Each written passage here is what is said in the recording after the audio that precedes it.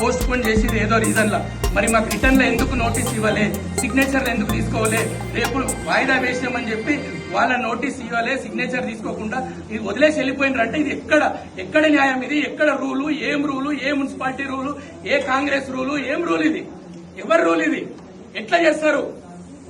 మాకు return notice ఇచ్చి ఎందుకు క్యాన్సిల్ చేసిరో చెప్పి మా 7 కౌన్సిలర్ సంతకాలు పెట్టితేనే మేము ఇక్కడికి వెళ్ళి కదులుతాం.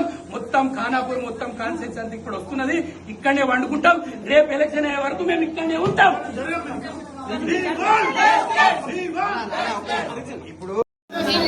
ఎన్నిక జరిగింది, మా అభ్యర్థి గెలిచిండు, అంక మౌలిక గెలిచింది 7 ఓట్ల. మేము 7 సభ్యులను సంతకాలు పెట్టిన తర్వాత ఈ ఎన్నిక చెల్లదు, ఇది ఎట్లా గెలుస్తుంది, మేమే గెలిచినామని గౌరవనీయులైన ఎమ్మెల్యే గారు అదంతా